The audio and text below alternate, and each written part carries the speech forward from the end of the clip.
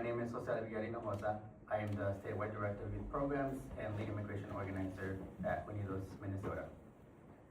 I wish I were here under very different circumstances, but the truth and the reality is that our state is under attack by our own federal government. What we've experienced here in Minnesota since Operation Metro Surge has not been safety or security, but rather harm and pain to our communities. Their blatant disregard for human life and due process has caused harm and chaos in our communities. And we have witnessed that in every sector of our state, including our schools and institutions. With me today are students and parents who have witnessed this firsthand and who will share their stories momentarily. To my fellow Minnesotans, we can get through this. We have proven this time and time again by how we've shown up for one another. The Trump administration is trying to make an example out of Minnesota. But what they don't know is that in Minnesota, we care for one another. And what they also don't know is that in Minnesota, we are very well organized. Which is why, on Friday, January 23rd, we are calling for a day of truth and freedom. It is a day when every single Minnesotan will stand in solidarity and choose love and care for one another over hate and violence. And we will do so by refusing to work, to shop, and to go to school. To the rest of the country, we urge you to join us in this moment. We can build a different world and a different country. No one built on hate, but rather on love and care for one another. But that can't just be a dream. We will have to make a choice. Can we include everybody? Can we build it? And are we going to be serious about it? Thank you. Hi, my name is Luca. I am a high school student at Roosevelt. I'm 15 years old. On, I think it was Wednesday, I was at school and I heard the news about Renee Good. It horrified me, it frightened me, and it made me very angry because it was the first ICE killing I heard about. Then later that day when I got home, I heard that ICE had been to our school, tear gassed students, and assaulted teachers, and it made me even more angry. I knew some action needed to be taken. So I reached out to my friend Clover to organize a walkout. And I organized a walkout with her. We planned it originally for Friday, but school got canceled because no one felt safe with law enforcement around and what the law enforcement had been doing. So we moved it back to Monday, and on Monday when I showed up at school, all classrooms felt so empty, and there wasn't the same life that there had been in school because so many Somali and Latino families weren't there, my friends and classmates. Then later in the day, when we were going for the walkout, I felt so grateful because of the amount of people that showed up. I'm so grateful to my community members that supported me and all the kids that showed up to protest against all the things that ICE had been doing. My name is Blair, and I'm a college student at Minneapolis Community and Technical College. I'm here today to demand on behalf of my fellow students that ICE cease operations in our beautiful state. Being born and raised in Minnesota, one thing I've always been proud of is our rich mix of cultures. It's what makes us what we are. Something our federal government forgets is that most of us are immigrants to this land. My classmates are having their right to higher education impeded upon because ICE agents are harassing them while they're just trying to get to class. Students who are parents themselves with traumatized children at home because ICE were at their school as well. The safety of our students should be the most important thing, and the people running this country only care about money, which is why we're calling for a general strike.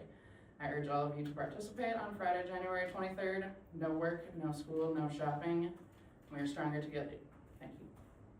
Hi, my name is Becca Dryden. I'm a parent of elementary schoolers and a parent organizer with Minneapolis Families for Public Schools. Today I want to share with you a glimpse of what it is like to be a Minnesota public school parent at this moment. Parents, teachers, and community members are putting in so much work to keep our kids safe and cared for at school while violent forces invade our city. Whether it's watching over dismissal, driving kids to school, or delivering food, our community has shown up to protect our kids. But there's only so much we can do while destructive, untrained, heavily armed strangers infiltrate our neighborhoods.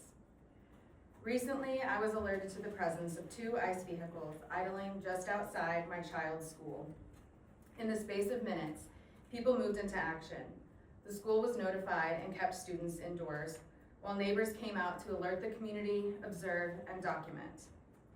The ICE vehicles circled the block erratically, speeding, running red lights, and driving over a sign in a median, before entering an alleyway and abducting an individual and threatening bystanders with violence. Thankfully, this was not when kids were walking home from school, but about an hour prior to dismissal. The mere presence of ICE and their clear disregard for the safety of our communities puts everyone in danger. Danger that is particularly cruel to the most vulnerable in our communities, like our children. As a parent, it was heartbreaking to have to explain to my son this week that it wasn't safe for him to walk the few blocks home from school to his friend's house. Instead of talking about his upcoming spelling bee, we've been talking about why some of his classmates aren't in school right now. My kids are asking why these agents of government are allowed to break the law and why no one is stopping them and keeping us safe. I remind them that our community is standing up to keep our neighbors safe. And that's exactly what we're doing here today.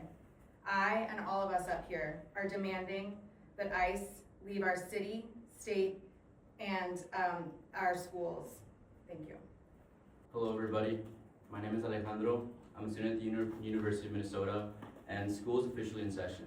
Today is the first day of my last semester, but I'm here. I'm here at the capital of Minnesota, having to figure out how to balance the anxieties that come with being a student and the fear of being beaten on the way to school because of the way that I look and the way that I speak. It's hard to believe everything that we've gone through here in the state of Minnesota. But if everything has proven anything, it has proven our resilience and the strength we have shown in our unity. We know it's not a fair fight out there. We have innocent mothers and fathers and our brothers and sisters standing up to the face of these ICE agents who have made it clear that we are all in danger and that no one is safe. Someday, I will become a doctor, but today, because of ICE impeding on my education, I cannot focus on that dream. Today, I'm busy fighting for my freedom and fighting for my safety. So please join us on January 23rd for the Day of Truth and Freedom and march with us. Bring your friends, bring your family, and bring those you love. Don't go to school, don't go to work, and don't buy anything. Because we have to stand up and protect our Fourth Amendment right, end federal funding of ICE, and bring justice for the family of Renee Nicole Good, and get ICE out of Minnesota. Good morning all. My name is Angeline, and I will not be sharing my last name out of fear of doxing because I'm part of a mixed status family. On January 18th, a U.S. citizen was pulled into below zero weather in only boxers and Crocs by ICE agents. He had no criminal record and is described by his family as very sweet and couldn't hurt a fly. They broke into his house without identification, but with guns drawn in front of his 4-year-old grandson. Innocent people are getting arrested in front of high schools, churches, workplaces, and from their own homes and murdered. Murdered while saying, "I'm not mad at you." Students of all ages don't feel safe to go to class, let alone go outside in the first place. I don't feel safe to be in the city I was born and raised in. The people of Twin Cities are terrified to live their lives. Jonathan Ross is not being investigated, and horrendous racial profiling continues to happen daily in the Twin Cities by ICE, endangering countless lives. This inhumane, cruel, and profoundly unjust treatment must end. ICE must leave Minnesota immediately. Join us on January 23rd to stand up for truth and demand accountability. Stand up for your neighbors, community, and for yourselves. No school, no work, no shopping. We need action now.